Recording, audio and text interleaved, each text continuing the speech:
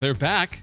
It's our favorite It's Not a Scam Bro development studio behind the open world survival game The Day Before, which had horrible reviews from critics.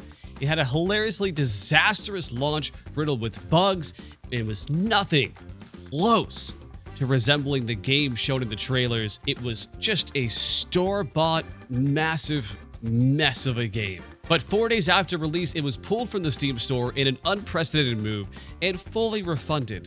But yeah, that developer, Fntastic. But they added a 2 at the end of it now. But if you guys don't know, they are asking for donations to revitalize Fntastic, to make it a good studio, and they're going to make great games. They're going to do so much.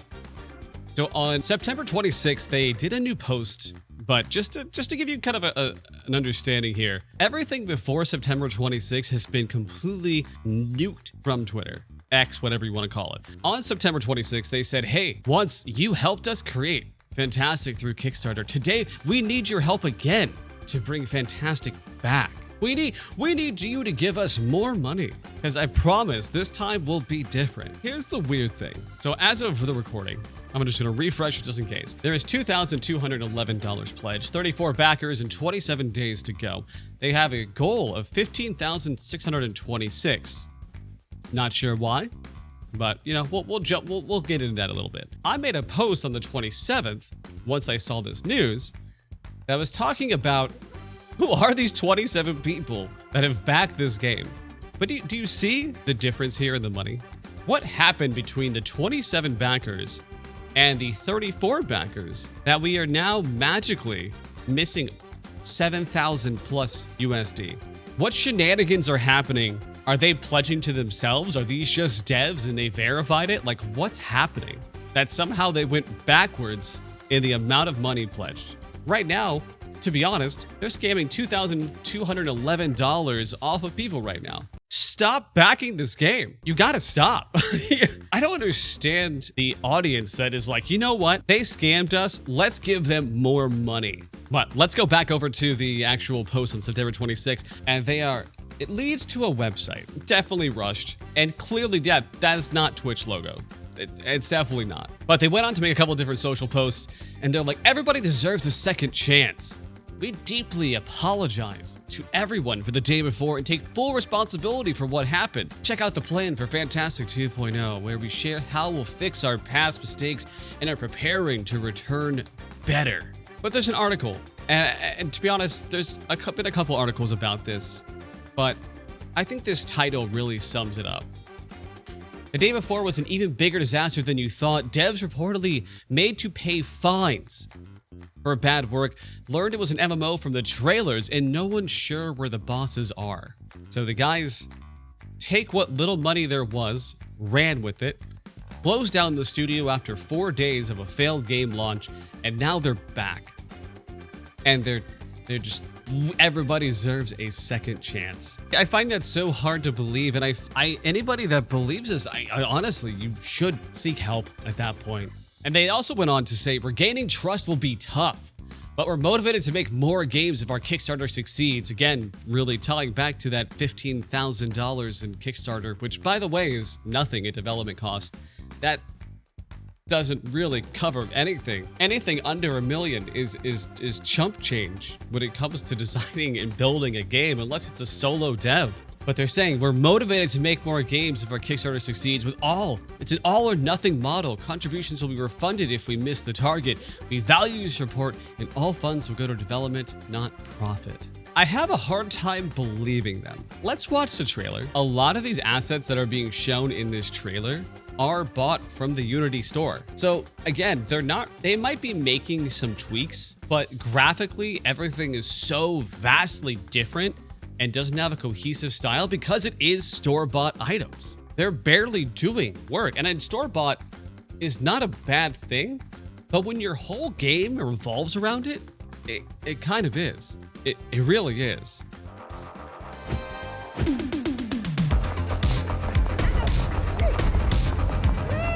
So it looks like it's gonna be some kind of like Fall Guys, physics-based party game, yeah.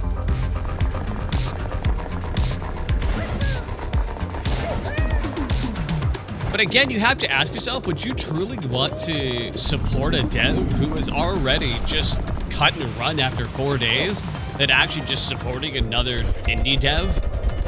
And again, these don't match.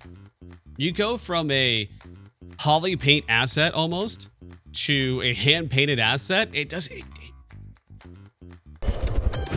doesn't make sense.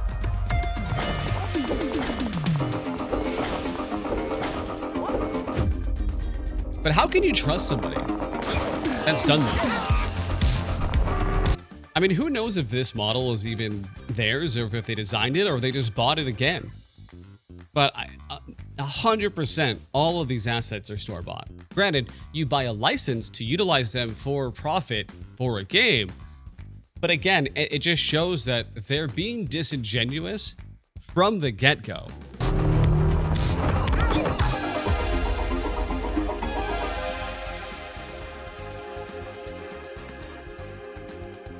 I like how... Yeah, it's Fntastic 2.0, okay? Not to be confused with Fntastic. It's Fntastic 2.0. It's a rebrand. But so apparently it is an all or nothing. They have to hit that $15,626 goal. And on top of that, oh, this is really weird. Sorry, I looked at this. This is really odd. Even the pledge amount of the goal has changed. It was 15,567 before, and now it's 15,626 for no reason. It's just everything is just so odd about this. Let's scroll down and let's look at the Fntastic 2.0 plan here. This is really the nuts and the bolts of what they are saying they're going to achieve and how they have changed. And it's interesting. As long as you don't mind, downloading a PDF that could have a, Trojan in it, but that's fine. We'll do this for science. We'll do this for science. So again, we already have our not a Twitch logo for 2.0. Literally, I like how the first thing that you see from their principles, their core principles of like what this new company is about, is honesty. You can trust them. They've never lied to you. They've never gaslit you. Yet they're like, honesty. From now on, our development and marketing will be based on the principle of honesty. But again, does that go back to paying fines for bad work and the volunteers and all of those like horrible things that have come to light about your management style? How has that changed? We commit to building trust within our community through direct and honest communication. We commit to openly communicating the challenges we face without concealing any details. And all aspects of our marketing will remain clear, transparent, and free from embellishments. I just find this whole thing very odd, and they've always kind of gone on this like really odd stance of saying like, no, we're not liars. Even back when it was day before, they were like, oh, we didn't lie, blah, blah, blah, blah, blah. And it's just like, I don't even think they can believe that they are actually honest. But transparency is another one. We understand the mistakes and absence of past communications, and we commit to ensuring transparency in the development and openly providing honest and comprehensive information. It feels like they're just trying to convince themselves on this. And I like how their strategy very much changed when they started getting community noted. Like, for example, here, warning potential scam before you consider giving Fntastic money. Remember that they lied about the state of the day before to investors, volunteers, and the gaming community. Like, every post that they have has been community noted. So again, it's in their benefit to push people towards Discord where they can just ban you if they disagree with your take, which they actively have been. People have been posting that they asked a question and got banned. So I really doubt that they will be engaging too much on Twitter because they are just going to get community noted constantly about their lies. Professionalism is honestly probably one of the laughable parts here. Like, all on top of all these three things, it's very laughable about their core principles.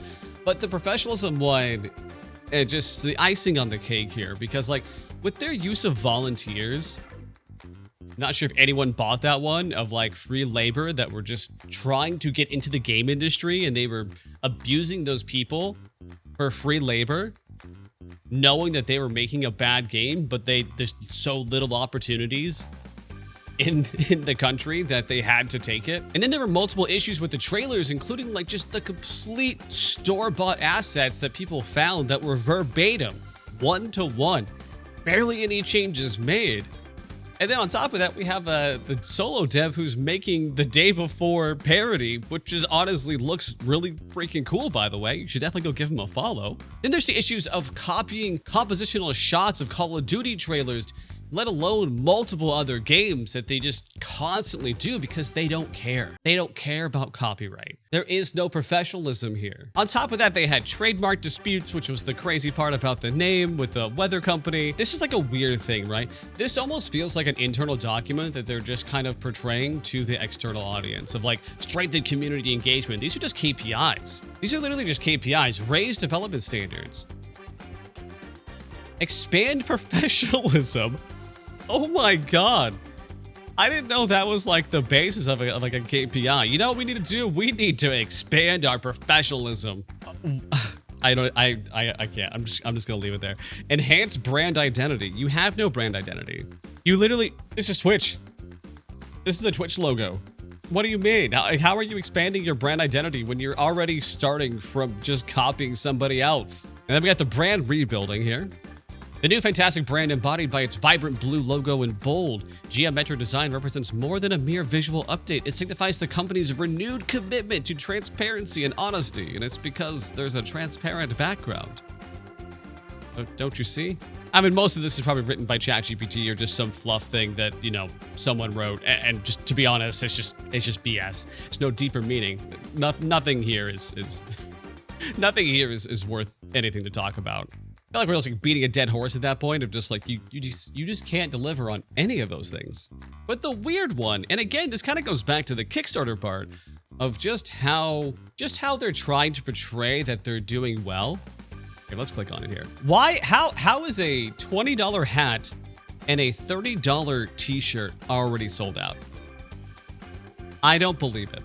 I don't believe that people actually bought them. I think that they're just trying to create a FOMO. Just to be like, hey, look, someone bought it. You know what? So many people bought this. It's sold out. You can't have it. Man, but you can get these other ones. And it's either disingenuous or just outright lying, you know? And at their own store, they can do whatever they want. They can say anything is sold out. But we get over to their FAQ, and this is where it gets a little interesting. This is where they kind of talk about what has changed since the closure and why did you decide to return? Well, money, right? I think one of the things that I haven't really seen too many people talk about is that they have relocated.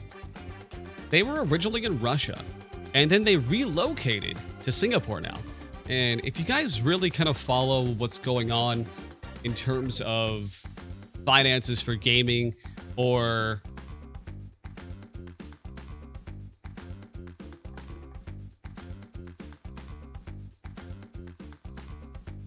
but if you guys really follow along in terms of like what is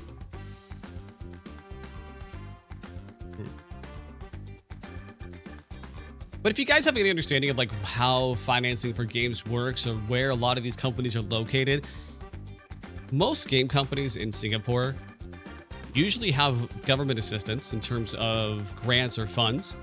On top of that, most of them are crypto bro or flat out just scams. There's very few legitimate game companies, and I think that's really telling for them. But after the closure, we reflected on our past mistakes on top of literally they didn't know where they were. They disappeared, by the way.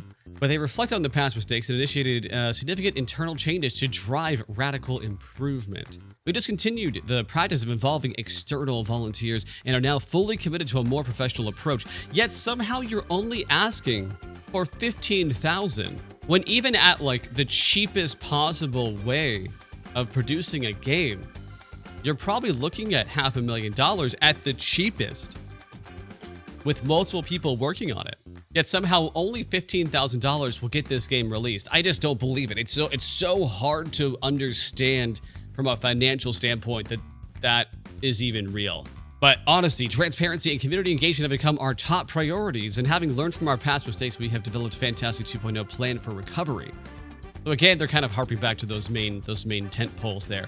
How do you plan to avoid past mistakes? What specific steps have you taken to improve communication within the community? We're committed to be honest marketing, actively engaging with our community through our Discord, again, a place they can control, releasing development progress reports, and conducting beta tests before the official launch. All these steps are outlined and yada, yada, yada, right? As the team of Fntastic changed, our team has become smaller, but it still consists of the same people who created all of our previous games. I find that hard to believe because you had to relocate and you're now based in Singapore. Like, I don't frankly believe that. On top of that, where is the funding coming from that's for that studio? Are you working for free? Are you hoping that they just get sweat equity into it? Like that? Nothing's adding up here. But some team members are helping out on the goodwill basis. But wait a minute. They just said, we've discontinued the practice involving external volunteers. But I guess internal ones that are working on goodwill basis are fine. All right.